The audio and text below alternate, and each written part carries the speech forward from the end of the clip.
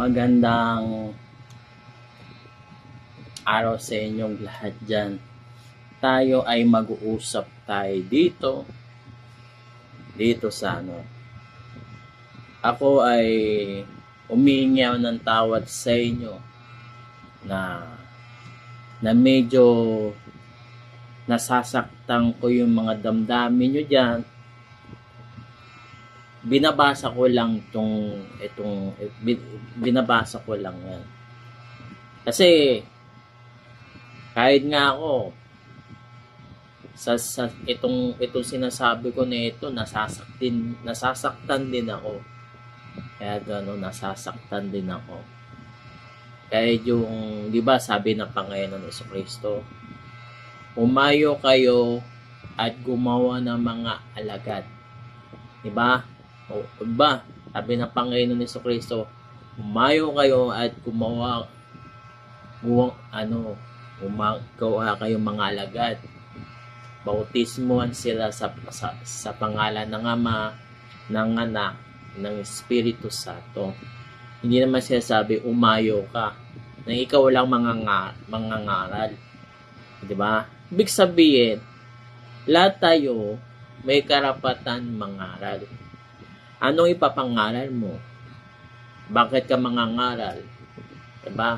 Nangangaral ka ba para magpasikat ka lang? O mangangaral ka ba? O kumbaga, meron kang iniikayat sa mga tao. Kagaya ni Soriano at si Daniel Rason. Nag-iikayat sila ang totoo. Sila daw yung nakatanggap ng hiwaga. Pero, ito ang tanong ko sa inyo. Tayo ba nagsisiba tayo sa paggawa natin ng kasalanan? Kasi kung magsisisi tayo sa paggawa nating kasalanan, huwag mong itago yan.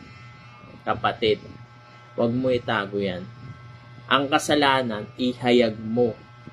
Pero yung paggawa na mabuti, itago mo. Yung paggawa mo mabuti.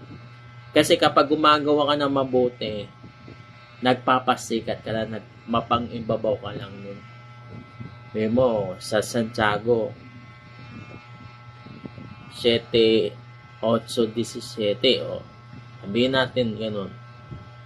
Diba, Santiago? Kasi ang paggawa na mabuti, kapag hindi mo ginawa, ito ay kasalanan. Yung paggawa kasi na mabuti, hindi naman kailangan ng mabuting paggawa. Yung paggawa na mabuti, aminin mo lang yung kasalanan mo, yung mabuting gawa yun. Yung aminin mo lang yung kasalanan mo, paggawa na mabuti yun. Kahit sabi mong wala kang tinulungan ng tao, basta aminin mo lang yung kasalanan mo. Hindi kagayang iba dyan, hindi inaamin yung kasalanan niyan. Diba? Ito si Eli Soriano. Meron pala siyang nagagawang kasalanan. Meron pala siyang karelasyon ng lalaki. Yan si Eli Soriano. Panoorin mo to. Si Bad Eli, yung puno ng sa mga dating daan. Gusto Dito niyong sa maligtas. Brad Eli, nanonood po kayo sa akin. Merong payo sa inyo ang inyong kaibigang si Pastor Apollo Kibuloy. Tuso itong nasa Brazil na ito eh. May karapatan nga kung magsisi ka. Sinabi niya ba niya yung kondisyon doon? Kung magsisi ka at magbago ang buhay mo na ayon sa kalooban ng Ama, hindi niya sinabi yon. May karapatan lang daw. Ay ibig sabihin, pwede ako magpatuloy sa ginagawa ko dahil may mga lalaki ako ngayon, kaapid ko, maliligtas din ako. Dahil may mga lalaki ako ngayon, kaapid ko, maliligtas din ako. Kasi pinipilit ang sarili niyang pumunta ng langit ng ayon sa kanyang gusto. Iwan mo si Ulysses. Iwan mo si Ulysses. Iwan mo si Ulysses. magbagong buhay ka. Pero pagka nandyan ka pa, ganyan ka pa. Sorry. Tuso itong nasa Brazil na ito eh. May karapatan nga kung magsisi ka. Sinabi niya ba niya yung kondisyon doon? Kung magsisi ka at magbago ang buhay mo na ayon sa kalooban ng Ama, hindi niya sinabi yon. May karapatan lang daw. Oh, ay ibig sabihin, pwede ako magpatuloy sa ginagawa ko dahil may mga lalaki ako ngayon, kaapid ko, maliligtas din ako. Dahil may mga lalaki ako ngayon, kaapid ko, maliligtas din ako. Oh, kasi pinipilit ang sarili niyang pumunta ng langit ng ayon sa kanyang gusto. Iwan mo si Kalbo. Iwan mo si Kalbo. Iwan mo si Kalbo. Iwan mo si Kalbo. Buhay ka. Pero pagka nandyan ka pa, ganyan ka pa. Sorry. Ngayon, napanood na natin yung video na yun. Napanood na kasi natin. Ano bang nababasdan nyo doon? Ito daw si Eddie Soriano. Meron daw siyang karelasyon na lalaki. Si Eddie Soriano. Ang karelasyon ng lalaki ay private nurse niya daw. Private nurse. Pero, yung pala, karelasyon niya dati. Karelasyon niya. Ito si Eddie Soriano, ang dami niyang karelasyon na lalaki yan. Hindi ba yung kasalanan niya? Nasa Biblia din eh. Diba? Magsiayong kayo. Yung sinasadya. Yung paglalasing. Matungayaw. Nagkarelasyon ng kapang lalaki at kapang babae, di ba? Yun yung kasi ang kasalanan kasi yung magkarelasyon ka sa kapwa mong lalaki. Karelasyon. Ano ibig sabihin ng karelasyon? Yung magsasama silang dalawa na may sexualidad. Yun ang ibig sabihin ng karelasyon. Ibig sabihin, ang karelasyon, nagsasama sila na may sexualidad. Yun.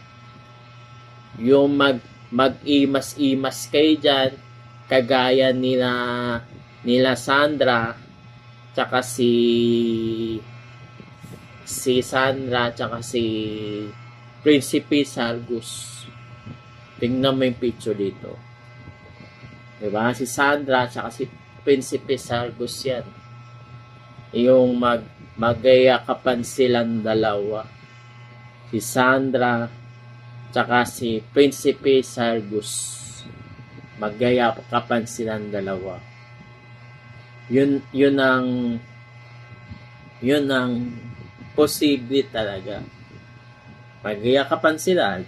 Si Prinsipe Sargus tsaka si Sandra. Yun. Yan ang ibig sabihin ng karelasyon. Ano ba ang ibig sabihin ng karelasyon? Ang karelasyon, meron siyang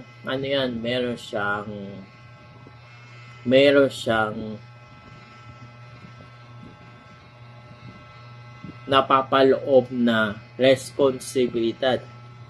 Meron napapaloob na tungkulin yan. Tinan mo sila, Ruby. Diba? Ayun.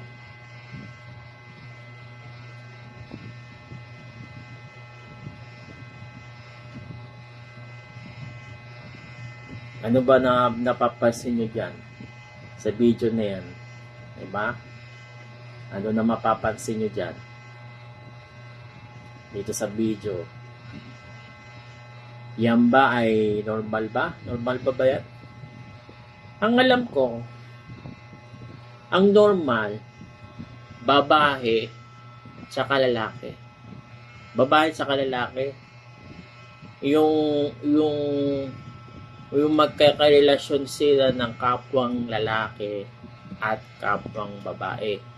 Kagaya ni Aiza Sigera.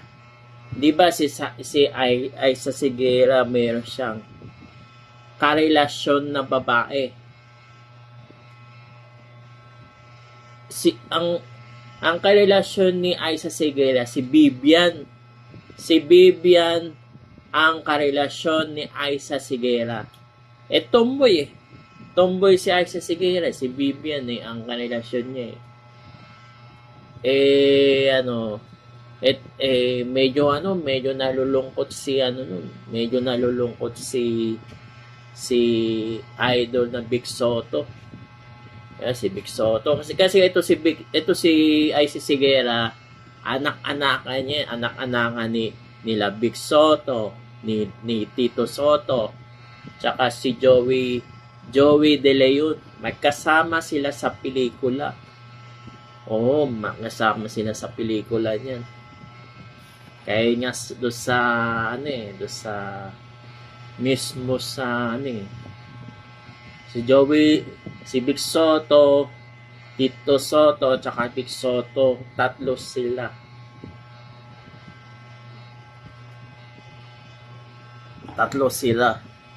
Dito mo sa Bubblegum. Di ba may napapanood ka? Di ba sabi? Alien. Di ba? Alien. Di ba? Sa itanong mo. Di ba? Itanong mo kay Soriano, Biblia sa sagot. Hindi, mali ka dyan. Itanong mo kay Soriano, si Willie Santiago ang sasagot. Yan sabihin mo. Hindi yung itanong mo kay Soriano, Biblia ang sasagot. Hindi, mali ka dyan. Itanong mo kay Soriano, si Willie Santiago ang sasagot. Tingnan mo si Willie Santiago. Si Willie Santiago may karapatan din yun eh.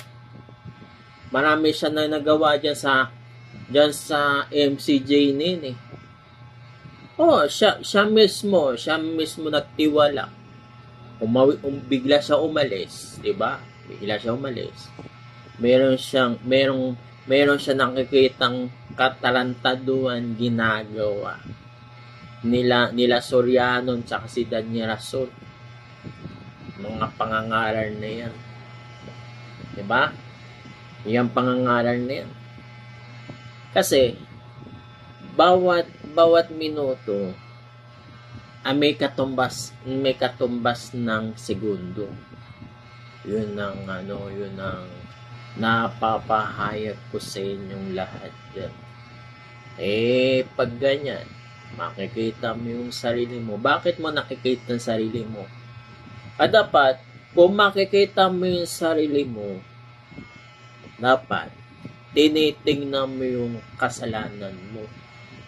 Oo, tinitingnan mo yung kasalanan mo dyan. Kasi, ang kasalanan mo ba? Sabi ko sa'yo, ihayag mo ang kasalanan mo at itago mo ang mabuting gawa mo. Itago mo yan. Yung mabuting gawa. Ihayag mo ang kasalanan mo. Halimbawa, ang kasalanan mo, naglalasing ka, naninigarilyo ka, ihayag mo yan. Kasi, para makapasok ka sa langit, dapat ihayag mo ang kasalanan mo. Paano si Father? Ibig sabihin pala, si Father pala, hindi makapunta sa langit. Si Felix Manalo pala, hindi pala makapasok sa langit kasi hindi nila inaayag yung kasalanan nila eh. Ganun eh. Yan ang sabi ko sa inyo. Ibig sabihin, niyayag mo yung kasalanan mo. Ang katumbas niyan, pagsisihan mo ang kasalanan mo. Pagsisihan mo. Ibig sabihin, yung pagsisisi. Pag sinisi mo yung kasalanan mo, hindi mo niyang gagawin. Kaya nga, sabi sa Biblia Hindi mo na yan gagawin yung kasalanan mo. Halimbawa, ang kasalanan mo, magjakul ka dyan sa banyo. Kasalanan mo yan. Pag sinisi mo yung kasalanan mo, pag inayag mo yung kasalanan mo, hindi mo na yan gagawin yan. Hindi mo na yan gagawin. Yung kasalanan mo. Hindi mo na yan gagawin yan. Pag ganyan. Ewan ko ba kung bakit gano'n. Halimbawa, yung kwarto ko,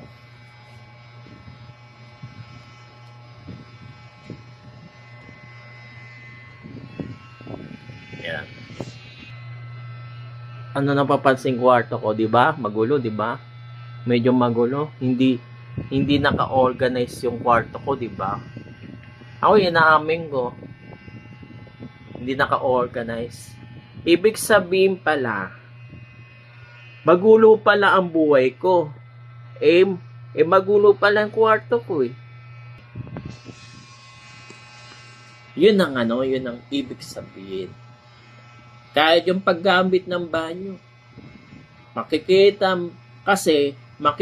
mo yung ugali mo sa kwarto mo, sa paggamit ng banyo, yun, sa pagkain, kahit kung paano kang kumain, o kaya kung paano kang kumuha ng pagkain. Ibig sabihin, pag ganyan pala, tingnan mo yung mga mayayaman, pagmasdan mo yung mga mayayaman, kung kumain sila, dahan-dahan lang silang kumain. Sa plato na yon, isang cups ng kanin lang sa plato niya. Isang cups lang. Tapos, isang steak. Tapos, isang hotdog. Isang itlog. Yun lang. Yun ang pinaka-normal. Diba? Yung pinaka-normal talaga. Kasi, kahit yung pagkuha mo ng pagkain, doon mo malalaman yung ugali mo. Yung pagkuha mo lang ng pagkain, doon mo malalaman yung ugali mo. Halimbawa, si Noe. Kung kumuha ng pagkain si Noe, punong-puno. Akala mo, nag-construction, punong-puno ang pagkain niya. Ibig sabihin, pag ganun kang kumuha ng pagkain, puno-punong pagkain, ibig sabihin, hindi magandang ang ugali mo. Pag ganun ang pagkuha mo ng pagkain, hindi magandang ugali mo. Kahit sabihin mo sa andahan, kasi, ito, sabihin ko sa inyo, sa andahan, dahan-dahan ka lang kumuha ng pagkain. Dahan-dahan ka lang. Kasi, kagaya doon sa Black Rider, yung mataba si Lorna, kung kumuha ng pagkain, ang dami, punong-puno yan para si Noe.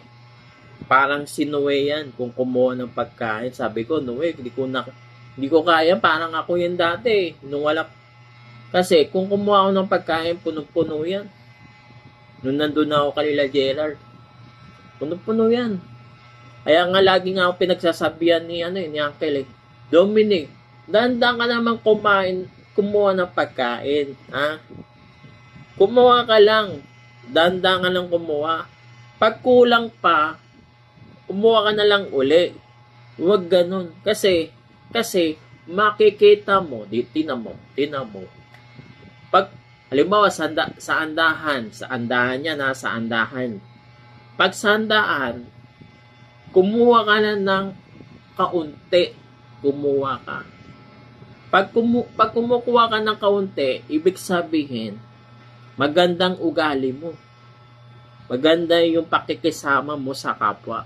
Kapag konti ka lang kumuha na pagkain, ibig sabihin, may pakikisama ka sa kapwa. May pagmamahal ka sa kapwa. Pag kaunti kang kumuha ng pagkain. Sandaan. Doon mo, malalaman mo yun. Malalaman mo ang ugali talaga ng tao sa paggamit ng CR. Pag sa kwarto mo. O ako inamin ko. Ibig sabihin, pag magulo yung kwarto ko, ibig sabihin, masamang ugali ko pag lalabas niyan. Namin ko, masamang ugali ko. Namin ko yan. Pag ganyan. Kahit nga sa pagkuha ng pagkain, ganun din. Parang lalabas yan, parang wala kong... Pag kumuha ka ng marami, ibig sabihin, kasi sino walang pagmamahal sa kapwa niya. Walang pagmamahal.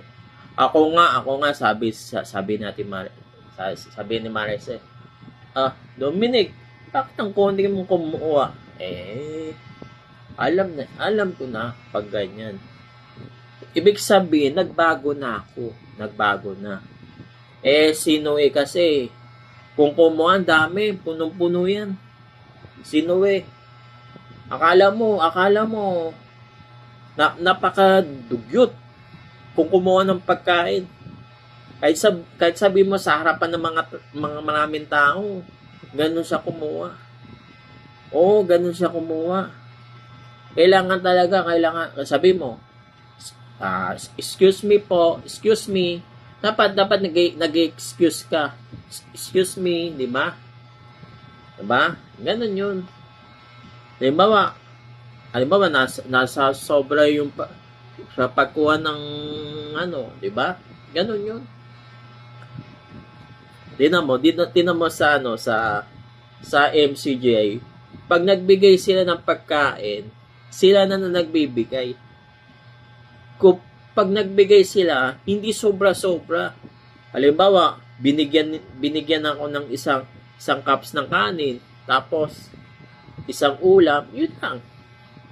Kahit doon sa doktrina, merong pattern talaga sa doktrina.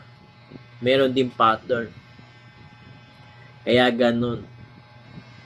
Sa pagkuha ng pagkain, malalaman mo ang ugali ng tao sa kwarto, sa paggamit ng CR, sa pagkuha ng pagkain, sa kung papaanong kumain, di ba?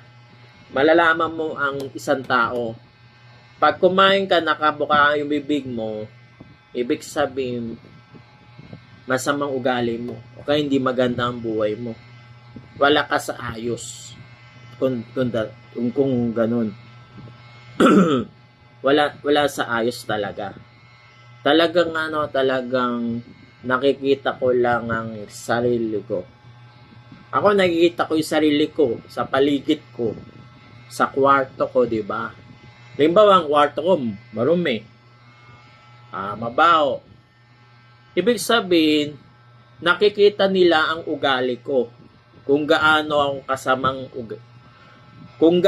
kasamang tao, kaya ganun. Kung gaano akong kasamang tao, nakikita nila sa kwarto ko. Yun. 'Di ba? Ako, nakapag-aral ako sa college. Palihim. Kasi di alam ni Uncle yun na nakapagtungtong ako ng college nun . Di alam ni Uncle. Tapos kumuha ko ng automotive, cake decorate, tapos sa cellphone technician. Yung cellphone technician, di ko natapos yun . Kung natapos ko yun, sana may trabaho, marunong na akong mag-ayos ng cellphone . Kahit peke yan, aayusin ko yan. Diba? Kasi pag ganyan, nga pala,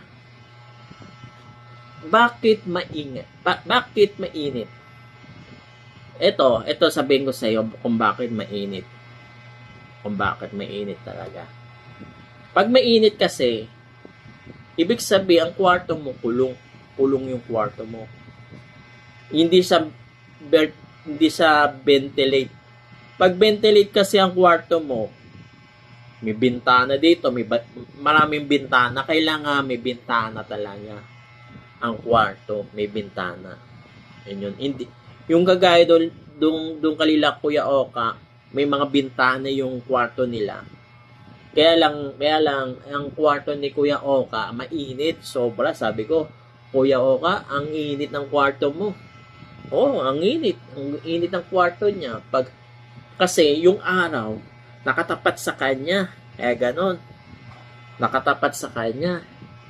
Yung pala, para hindi masyado mainit, yung electric fan mo, yung buga ng hangin, ng electric fan mo, itatapat mo sa labas ng pinto. Kaya ganon. Itatapat mo sa labas ng pinto yung electric fan. Tapos, halimbawa ito, nakaano yan, di ba? Nakatapat do sa labas yung yung electric fan. Yun. Ganun pala yun, ganun pala. Pag itong electric fan nakaharap dito, lalong iinit. Bakit lalong iinit? Kasi yung init doon sa labas nabubuga dito. Kaya ganun, nabubuga dito. Kaya nga itong electric fan neto, nakatapat to sa labas. Para yung init galing sa labas, para maitaboy niya yung init do sa labas. Kaya ganun. Oo. Ganun pala yun. O nga pala, ako meron ako nadidiscover. Kaya pala sila Ruby na hindi nila pinapatay ang ilaw. Kaya pala. Kasi napag-aralan ko yun eh. Kaya pala sila Ruby na hindi nila pinapatay ang ilaw nila sa loob ng kwarto. Na-discover ko pala, pag pinatay nila ang ilaw, lalong iinit ang kwarto nila. Tingnan mo. Patayin ko yung ilaw.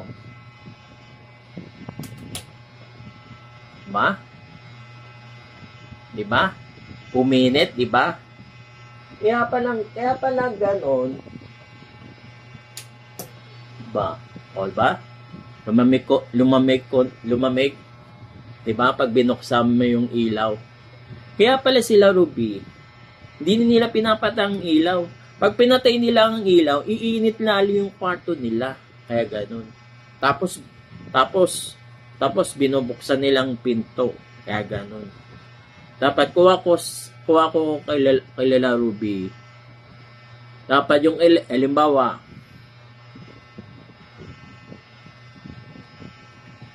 yung electric fan nila, yung buga ng electric fan, itapat do sa harap. Oo, para yung init sa loob ng kwarto nila lumabas. Oo, para lumabas yung init. Kuha ko lang sila Ruby Yung init sa loob ng kwarto para matabo yun. Kuha ko sa nila yung electric fan. Kung meron silang electric fan, yung electric fan, yung electric fan, kuha sila ng electric fan. Kahit ganito, electric fan, o kaya maliit. Itapat nila sa labas yung buga para yung init. Kasi yung hinit kasi umiikot yan. Umiikot talaga yan. Nakukulong talaga. Kaya ganun, nakukulong. Tinan mo ang kwarto ko, hindi masyadong mainit, di ba? Hindi masyadong mainit. Kaya mamaya, ito, nagamitin ko yan mamaya. Hindi masyadong mainit. Kasi, itong electric fan, tinapat ko yung doon. Malapit sa pinto. Tinapat ko doon. Malapit sa pinto yan. Kaya yung init, yung buga ng init, palalabasin yung buga ng init. Kaya pala, pag tinapat ko to, iinit. Init. Imbis na yung lamig, init talaga. Kaya ganun. Init talagang mangyayari. Init. Yes. Kaya sabi ko yun. Ito. Alam nyo na. Tapos, kaya mainit. Pangalawa naman, yung pintura. Yung pintura. Ano ba ang pinaka-available ang pintura? Para hindi masyado mainit ang kwarto mo. Una sa lahat, ang pinaka puti. Tapos, kulay blue, asul. Tapos, green, luntian. Green, yung white, blue, tapos white, blue, tapos green. Yan, para lumamig ang kwarto mo. Wag kang magpapapintura ng yellow, orange, pink. Yellow, orange, pink, black. Diba? Mainit yan. Black. Mainit yan. Tsaka yung, lalo-lalo yung pintura nila, nila Ruby. Mainit talaga. Kaya naiinitan sila sa pintura talaga. Sa pintura. Kahit sa banyo. Kahit magbanyo ako dyan, mainit din. Mainit talaga. Kung maligo ako, mainit. Di ako masyado nagiginaw Diba? Mainit talaga. Kaya ganun. Nga pala doon sa lababo nila. Diba doon sa lababo sa labas, hindi ginagamit. Kuha ko kalila Ruby. Gamitin nila yung lababo doon sa labas. Gamitin nila. Kuha ko sa kanila. Para tuloy-tuloy yung tubig. Kumuha siya ng hose. Diba? Tapos lagyan ng gripo. Yun. Kumuha siya ng hose. Lagyan ng gripo yun. Tapos, doon siya magugas-ugas malapit dito sa akin. May lababo dyan. Kaysa doon sa banyo. Diba? Diba pwede? Pwede ba? Pwede. Pwede dyan, Pwede dyan magugas sila, Ruby. May dyan sa lababo na yan. Kaysa sa banyo. Ako nahihirapan sa kanila pag nagugas sila ng plato Bumilis. Magkano yung os? 1 metro. 30 pesos, 1 metro. Kung 30 pesos, 1 metro, kapag 2 metro, 60 pesos. Kaysa bumili ka ng MP, kaysa bumili ka ng ng San Miglite, Red Doors, iinom kayo dyan, biri mo. Kaya parang gusto mo palang parang uminom ka lang. Yun lang ang yun ang nasasabi ko. Ganyan talaga. O nga pala, ang mga bakla, hindi kasi nilalang ng Diyos. Ang bakla. Kahit yung tomboy nga, hindi nga nilalang ng Diyos. 1460 na nagsimula ang tomboy. Kaya nagsimula ang tomboy, nagkaroon ng pag-iikayat. Yung nabibigani sa isang babae, yung isang babae nabigani sa isang babae. Yun yung karelasyon. Yun ang karelasyon. Kaya sumasama ang bakla dahil lang kapag nagkaroon sila ng karelasyon. Sige, bakla ka. Okay yun. Pero, kailan ka sasama pag bakla ka? Pag nagkaroon ka ng karelasyon. Yun. Pag nagkaroon ka ng karelasyon. Siyempre, ganun talaga Kasi, 2 beses na pinarusahan ng Diyos yan. Yang bakla. Nung panahon pa ni Noe, at panumpa ng Sodoma at Gomora. Yun. Na wag nating sasabihin na mga bakla ay nilalang ng Diyos yan. Hindi tayo lusot dyan. Ha? Hindi tayo lusot dyan. Ang mga bakla, hindi nilalang ng Diyos yan. Kung nilalang ang Diyos yan, hindi yan paparusahan ng panahon ni Noe, panahon ng Sodoma at Gomora. Kaya dito nating natatapos ang ating palatuntunan.